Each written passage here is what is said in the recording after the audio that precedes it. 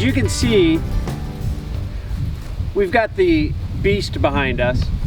We are at Jester Park, just north of Des Moines, which is a beautiful park. It's a beautiful new nature center, wilderness outdoor education center. Got buffalo and elk and miles of trails. Jester Park really is a gem, just minutes north of Des Moines. But we've met Steve Cannon with his new Beast here today on a beautiful fall day, and we're gonna get a tour. We want a tour of this Blue Beast. Where should we start? So I'm still learning the system. We're trying to get it to put together before we leave here in a couple weeks to spend what I hope will be an entire year on the road. So we want it to be as self-sufficient as possible. So this will be Black Betty's home when she's not getting ridden on. We'll get a case for her. Black Betty apologizes she can't be here. She is actually getting an entire new drivetrain at World of Bikes. And then storage, winter gear, in here, hoses and things like that for water. It came with one 40-pound propane tank. I wanted to double that up, so thanks to my genius stepfather who can do all things, he welded up these brackets so that we'd have two, and then all we have to do is switch that off. I think we probably will have the ability to stay off grid for maybe 3-4 weeks, because up here what you can't see is a whole bunch of solar.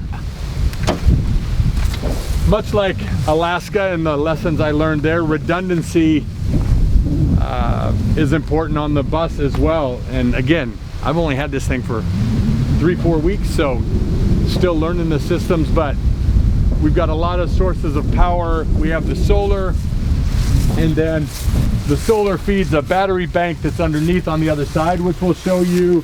We have an onboard generator that's got to start on the inside. So again, if I'm in the back country and I lose power and it's cloudy, I can kick that thing on and it will recharge the battery banks and give me another, I don't know, if the sun shines and things like that, it might give me another 3 or 4 weeks. I mean, if it stayed like this, then at least in theory, the batteries stay topped off from the solar all day long. I've got to say, this is probably my favorite part of the van right here. That's a big part of what we want to do too, now that Dave and I have got a couple movies that we put together. We have 3 more in the works. We'll share those at another time, but we've got 3 more windows, so as those come online, we'll add them, and we'll be announcing those 3 new movies for 2020. So we're stoked about that. I think, and you'll correct me if I'm wrong, I think this is Dave's favorite part of the vehicle, is this badass bumper. I pity anything that ever gets in the way of this. But it's cool because it's not just a big ass bumper. It's got the fog lights in it, and it also has, I don't have the keys, but this opens up and there's storage here as well. And as you can imagine, trying to live in something for a year, I'm paring down to the bare essentials, so any extra storage is money. Yeah, the lift. You've got a lift, and it's 4-wheel drive. It is. I'm not sure. I'm sure there's places I can't get to, but not many. I was really fortunate once I started looking that this became available, and the work that was done on the outside, the lift, the paint job. It used to be a white bus that they got from a senior housing facility, so been well taken care of, but they've got it really tripped out, and like I said, a lot of redundancy. So once I figure it all out, and we're getting there, it should be a hoot. How's this work inside, Steve? What are the features and benefits of the Blue Beast? Well, like I said before, I don't have the creativity or the thought process. You know, had this been left to my guises, I would have bought a bus and thrown some big wool blankets on the sides and thrown a bucket in the back and called it a bathroom. So it has so many more detailed things that are fantastic, but again, beyond what I would have done. So including a TV, marine speakers. Here's the kicker for the generator, so I don't have to go outside and pull the damn thing. I hit that and start it up, and then again, if we're dead on power, then it will recharge those battery banks, which is great. As you can see, like, the countertop is super sweet. They made them all match all the way through the place, so that's killer. This turns into a bed, so all you have to do is, I won't do it now because it'd just take too long, but you take this off and this pops up, and then a frame pulls out and it sits on its legs right there, and there's a cushion under there, and whoop, and I don't know, seemed like you slept pretty good the other night. Yeah, it was a good night's sleep for sure. Yeah. And then again,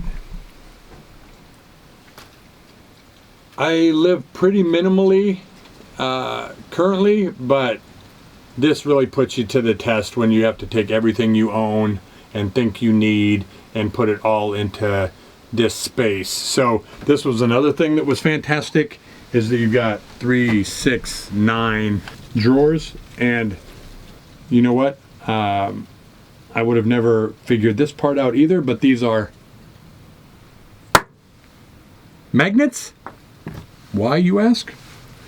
Because these, and for people that are parents, they'll probably already know, but that little click you heard was the magnetic lock. And then it's a full-size bed in the back. It's really comfortable. So again, there weren't a lot of requirements when I was initially thinking about this, beyond I wanted it to have a lot of storage. I needed to have a bathroom, a shower. You'd be coming in, as everybody knows, you get a little sweaty, then you're 10 times more cold. So being able to shower will be nice. It's got a 60-gallon freshwater tank. And so then that's the bathroom. There's a shower back there. The toilet is fantastic because it is a composting toilet. So I don't need to find dumping stations, RV stations, that sort of thing. So I like that a lot. And then more storage, a place for Guy and Haw and Logan, my travel mates. Lights everywhere, lights behind the bed. You know, somebody built that shelf back there. It's just great. Like, another little thing I wouldn't think of. You're just laying in bed, you're reading, you want to take your glasses off. Where are you going to put them? Put them right up there. So they just hit so many things that I wouldn't. I'm so fortunate to have it. And we'll hit the road in a couple weeks, and we'll keep the van life updates going and share all the amazing places, so that maybe you get an idea of someplace you want to go or come visit.